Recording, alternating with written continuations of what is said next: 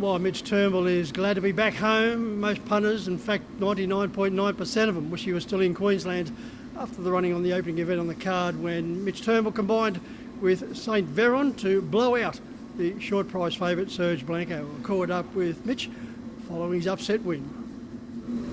Well, Mitch, congratulations. St Veron knocking out the majority of punters with a 150-1 return to Club Menangle. Congratulations. Thanks a lot. It was nice to have a first starter here and get a winner. Would have been lovely to talk to you on better terms, but you rushed back to Bathurst to fill in for Amanda. How's she going? Yeah, she's doing really well. She returned to New South Wales on Wednesday and she's getting outside every morning, walking around the stables and all that, and seems to be in good spirits, so she's doing well. Yeah, no doubt. That would be a wonderful tonic for her, being back home first of all, but just being around the horses once again. Yeah, well, that's it. Lagoon's such a good environment, and not that she can do anything, but there's always something to do in a way, so just getting outside, looking at her horses, she's usually following around someone, talking to them or looking at something, so she seems to be in pretty good spirits. So what's the extent of the injuries, Mitch? We've been kept informed by both Anne and also Jet. But as far as the back is concerned, that seems to be on the mend, but the wrist may be the huge problem? Yeah, her back and ribs were not too bad a break, so they're going to heal all right. Her wrist and hand are probably the main issue. They're going to take a bit of work. She had surgery on it a week before she returned home, which hopefully is...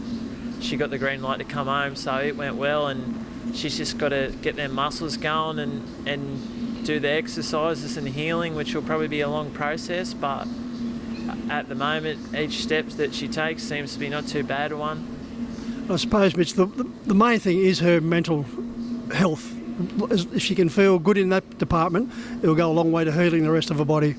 Yeah, and it works out really good at home because even me coming home, I'm able to work for her of the morning, do 2 or 3 hours, and then my horses for 2 or 3 hours, and then help Dad. But like even having Dad and Isabel, like everyone's just sort of got together, and we enjoy working the horses. So when things are going all right, she can just sort of relax and enjoy watching her horses race and get on the men. And Isabel's doing a wonderful job, and she's driving plenty of winners as well. Yeah, that's right. She's had 2 $30,000 winners this week, so she's had a pretty good week. But it's been a busy. Like last weekend, she was at Newcastle Menangle, and this week she's Dubbo Menangle. That's without Bathurst, so she's putting in the yards, but the horses are doing well, so it makes it a bit easier. But going back to your famous great-grandfather, AD, the Turnbulls have never been known for anything else but hard work and enjoying it. Well, that's it. It's not really work. It's sort of a lifestyle. You just do it, and we're all pretty desperate to get a winner. So the way to do that is work the horses. So that's what we do. We work the horses and front up at the races each week and try our best. Mitch, you're sitting in Queensland. You enjoyed a lot of success, and you were able to secure your trainer's licence. Yeah, it was an unplanned trip. I went for the weekend, and Dad rang me up and said, "You want to take 8 horses up and spend 6 weeks with Jack," because Jack was unwell with cancer, but he's doing well now. And I said, yeah, and I went up there and they all started doing well and got a winner. So I threw my ticket away and didn't come home. And then after a while, decided to get my trainer's license up there and take over Dad's and get a couple others. And done that. I was up there for about 7 or 8 months, and Jack's doing really well now. So when Amanda had the bust up, it all worked out that I was able to leave him and come home and do Manda's, but also keep my horses. So it's been a pretty smooth transaction and all's going pretty well. You've become Mr. Fix-It. Yeah, I'm the reserve army. No,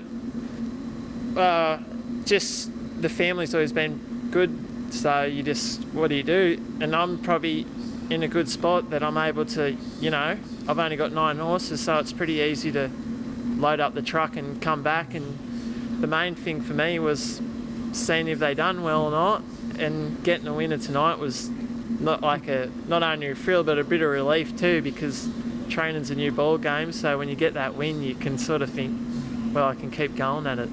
And how was the Queensland life cycle? And just imagine the winters up in Queensland on the Gold Coast area compared to Bathurst during the winter months. Yeah, that was a motivator too, because I've been sort of loyal to the winters at Bathurst for so long. So to go up there, the days were just perfect for working horses.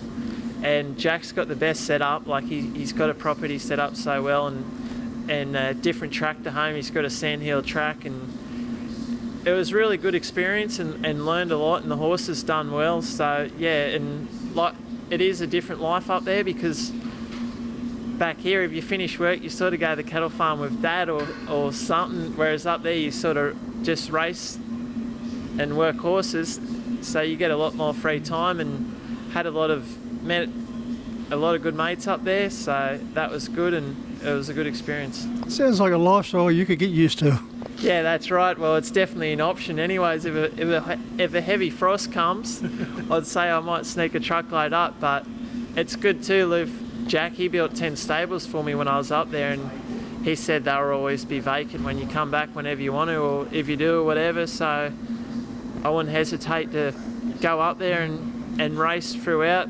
Queensland's got a good racing community, and they race every day, so if you got a team, if they miss a race, you can put them in the next day or whatever, so that works out good. So it's a good system and all works well. It's just going back to Amanda's 4, you were telling me she was in the wrong place at the wrong time because she should never have been there. Yeah, well, that's right. I was driving to Albion Park myself and rang her up. Chloe had rang me and said the races are called off. So I rang her and she said, you could have told me a bit earlier. And I thought, I only found out a minute ago. She was only 10 minutes off being to Albion Park. She had to drive from Tweed, which is not a very good trip because it's a heavy traffic road. So she was up there for a feature race. It got put on the next Saturday, and then the accident happened on the Tuesday. She had to stay for another week, so she wasn't really supposed to be there, and then that happened. So it ended up being a bit of a mongrel of a trip, but yeah, it was frustrating. Well, the good news is, as you've just passed on to us, she's back home where she belongs and no doubt wants to be, and she's heading in the right direction. Give her all our love. Everyone in harness racing is thinking of her. And as I said to Jet when he's been here with me, she's a Turnbull, she's tough, and she'll be back, bigger, better than ever. Yeah, and she is tough. She's had bad bust-ups before. When she was young, she busted a pelvis. She was out for a long time and come back and got straight in the winner's circle, so I'd imagine she'll do the same. So now it's time for a few of us battlers to try and sneak a few wins in. Well, Mitch, good to see you back in town and good to see you back in the winner's circle. Thanks, mate.